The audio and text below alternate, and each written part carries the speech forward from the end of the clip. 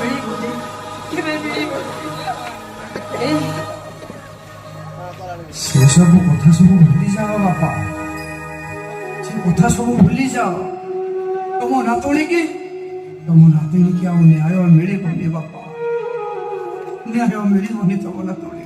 ବାପା ତୋର ଔଷଧ ଖାଇଲଣି? ଦେହରେ ଜ୍ୱର ଭର୍ତ୍ତି ହେଇଛି, ପେଟକୁ ଭାତ କଣେ ବି ଯାଉନି। ତମେ ଔଷଧ ଆଣିଛ? ଦେଲ ତୋ ବାପାଙ୍କ ଔଷଧ କରିଦି ଦଉନ। ହ୍ୟାଲୋ, ଏଇ ଔଷଧ କେମିତି ଆଣିବି? ଔଷଧ ଦବାକୁ ଦୋକାନୀ ମନା କରିଦେଲା, ଔଷଧ କେମିତି ଆଣିଥାନ୍ତି? ମନା କରିଦେଲା? ତାପରେ ତମେ କଣ ଔଷଧ ଆଣିଲ? ହେଲେ ବାପାଙ୍କ ଦେହ କଣ କରିବା ଆମେ? କଣ କରିବା? ଆସନ୍ତା କାଲି ହଉଛି ଅକ୍ଷୟ ତୃତୀୟା। ପଣ୍ଡା ସାନ୍ଧକର କରଜ ଟଙ୍କା ନ ସୁଝିଲେ ଗୋତି ଶ୍ରମିକ ହୋଇ ତାଙ୍କ ବିଲରେ କାମ କରିବା। ଠିକ କହିଛ, ଠିକ କହିଛ। ପଣ୍ଡା ସାହେବଙ୍କ କରଜଟା ମୁଣ୍ଡ ଉପରେ ଭାରା ବଢିଗଲାଣି। ଏଣେ ପେଟର ଭୋକ ବି ସମ୍ଭାଳି ହଉନି। କଣ ଯେ କରିବି? ଚାରିଆଡୁ ମତେ ଖାଲି ଅନ୍ଧାର ଦେଖାଯାଉଛି। ଆରେ ହେ ଚଇତା, ବାପାରେ ତୁ ଗୋଟେ କାମ କର, ମତେ ଟିକେ ବିଷ ଆଣି ଦେଇଦେ, ବୋହୁକୁ ନେଇ ସହରକୁ ପଳା। ନାଇଁ ବାପା, ନାଇଁ ବାପା, ଆମେ ଗୋଟେ କାମ କରିବା ବାପା, ଚାଲ ସମସ୍ତେ ବିଷ ପିଇ ଆମେ ଶୋଇ ପଡିବା। ରହିଯାଅ ଚଇତା।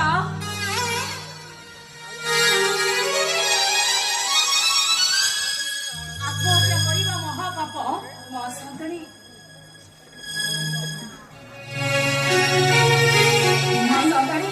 ତମେ ହଠାତ୍ ଏଠି? ନାଇଁ ସେମିତି କିଛି ନୁହେଁ, ଏହି ଚଇତା ସହିତ ଦିପଦ କଥା ହେଇ ମୁଁ ଏଠୁ ଚାଲିଯିବି। ସାନ୍ତାଣୀ, ଆପଣ ଏତେ ରାତିରେ ଆସିଛନ୍ତି, ଆପଣଙ୍କୁ କେହି ଦେଖି ନାହାନ୍ତି ତ? ନାଇଁ, ମତେ କେହି ଦେଖି ନାହାନ୍ତି। ମୁଁ କଣ କହୁଥିଲି କି ଏ ବ୍ୟାଗରେ 20 ଲକ୍ଷ ଟଙ୍କା ଅଛି। ଏ ଟଙ୍କା ନେଇ ଯେତେ ଶୀଘ୍ର ପାରୁଛ ତୋ ବାପା ଆଉ ତୋ ସ୍ତ୍ରୀକୁ ନେଇ ଏ ଘର ଛାଡି ଚାଲିଯା।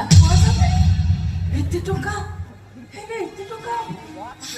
ଆରେ ତୋ ପ୍ରତି ହେଇଥିବା ଅନ୍ୟାୟ ପରି ଏ ଟଙ୍କା ତା ପାଖରେ କିଛି ନୁହେଁ ରେ। ଯେତେ ଶୀଘ୍ର ପାରୁଛ ଏ ଟଙ୍କା ନେଇ ଏ ଜାଗା ଛାଡି ଚାଲିଯା। ଆରେ ଚାଲିଯା ଜାଗା ଛାଡି। ନାଇଁ ସାନ୍ତାଣୀ,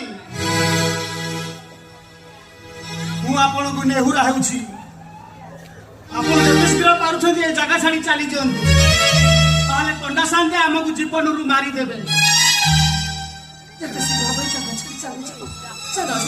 ଚୈତି ଭାଉଜ, ସେଦିନ ମୁଁ ମିଛ କହି ଯୋଉ ଭୁଲ କରିଛି ତାର ପ୍ରାୟଶ୍ଚିତ କରିବା ପାଇଁ ତମେ କଣ ମତେ ସୁଯୋଗ ଦବନି?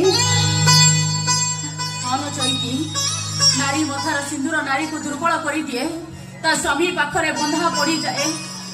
ଆମେ ଶାଶୁକୁ 2 ଜଣ ଯାକ ସିନ୍ଦୁର ପାଇଁ ହନ୍ତସନ୍ତ ହଉଛୁ। ଆମେ ହାତ ଧରି କ୍ଷମା ମାଗୁଛୁ।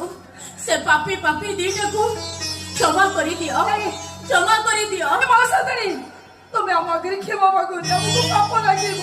ଶୁଣ, ଏ ଟଙ୍କା ଯଦି ତମେ ଆମ ଠାରୁ ନ ନବ ତାହେଲେ ଆମେ ସତ କହୁଛୁ, ଆମେ ଏଇଠି ତମ ସାଥିରେ ବିଷ ପିଇ ମରିଯିବୁ। ହଁ ସାନ୍ତାଣୀ, ଆପଣ ମାନବୀ ନୁହନ୍ତି, ଆପଣ ହେଉଛନ୍ତି ଦେବୀ। ଆଉ ଡେରି କରନି, ଯେତେ ଶୀଘ୍ର ପାରୁଛି ଟଙ୍କା ନେଇ ଏ ଜାଗା ଛାଡି ଚାଲିଯା। ଆରେ ଚାଲିଯା ପରା କହୁଛି। ଆରେ ନେ। ନାଇଁ ମା ସାନ୍ତାଣୀ, ଆମକୁ ଏତେ ବଡ ଦଣ୍ଡ ଦିଅନ୍ତୁ। ଆମ କର୍ମରେ ଯାହା ଥିଲା ଆମେ ସେଇଆ ଭୋଗିଲୁ। ଆରେ ଚୁପ୍ କର, ମୁଁ ଯାହା କହୁଛି ମୋ କଥା ମାନି ଏ ଟଙ୍କା ନେଇ ଯେତେ ଶୀଘ୍ର ପାରୁଛି ଘର ଛାଡି ଚାଲିଯା। ଆରେ ନେ।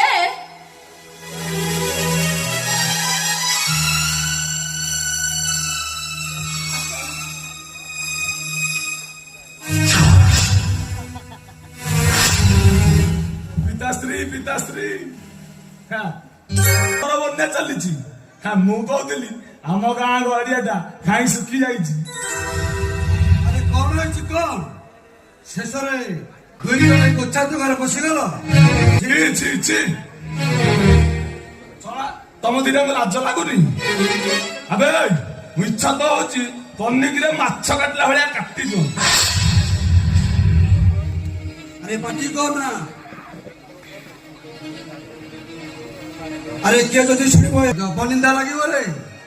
ନାଇଁ ପଣ୍ଡା ସାନ୍ତେ, ଆପଣ ମାଙ୍କୁ ଅଯଥାରେ କଳଙ୍କିନି କରନ୍ତୁନି। ଆମ ଦୁଃଖ ସହି ନ ପାରି ମା ସାନ୍ତାଣୀ ଆମ ଘରକୁ ଚାଲି ଆସିଲେ। ଆରେ ନନ୍ଦଲାଲା ଦାସ୍ତ୍ରୀ ଏ ବ୍ୟାଗରେ ଅଛି କଣ ଦେଖିଲୁ ଦେଖ।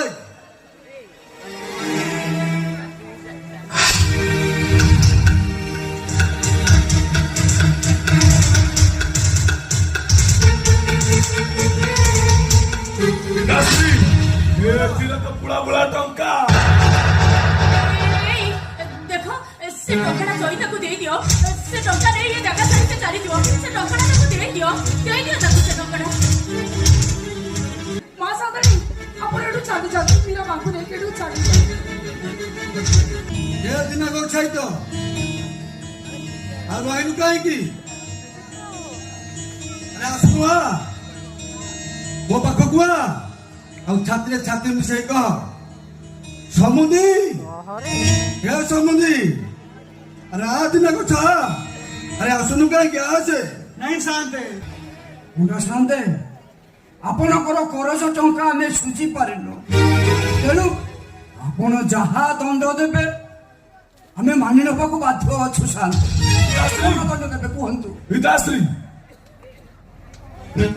ୟାଙ୍କର ବା କରଜ ଏମିତି କହିଲାଣି ଯେ ଏମାନେ ଆଉ ତାଙ୍କ ଜୀବନ ଆଗରେ ଶୁଝି ପାରିବେନି। ଆରେ ଦେଖ ଦେଖ ତାଙ୍କର କରଜ କେତେ ଅଛି ଦେଖ ଦେଖ। ରୁହନ୍ତୁ ରୁହନ୍ତୁ।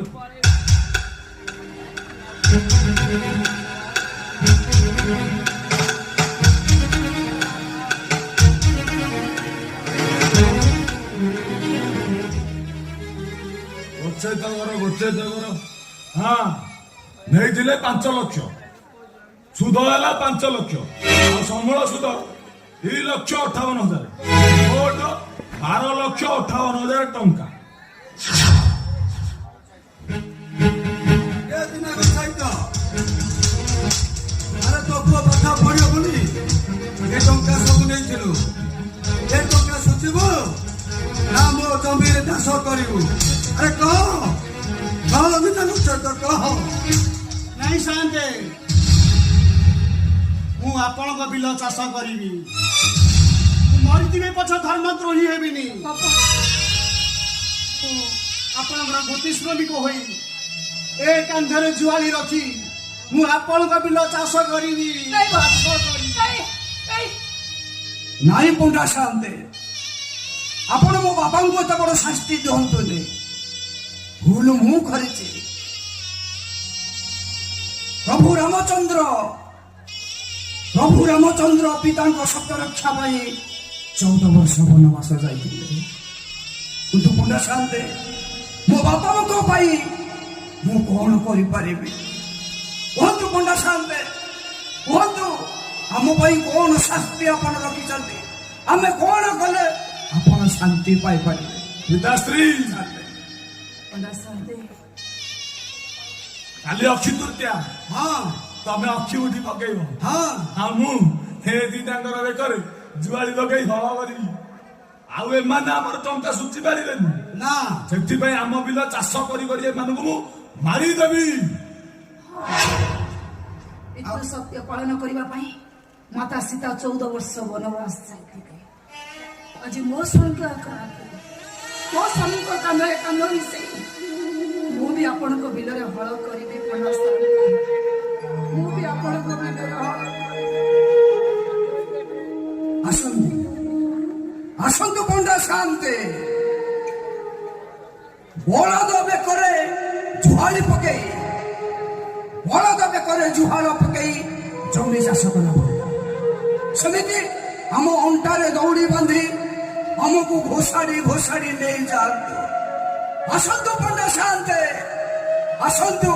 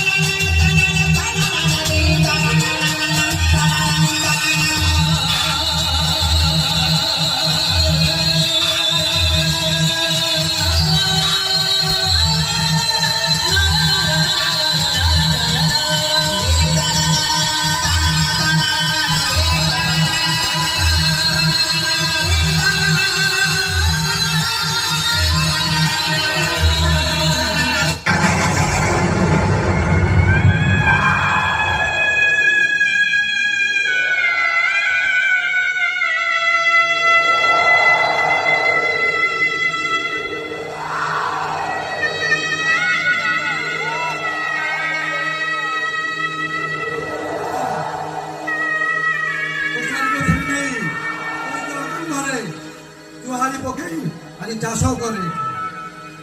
ଯା ନନ୍ଦଲାଲା ଯା ନେଇ ଯା ଏଇଟା ବେଳକୁ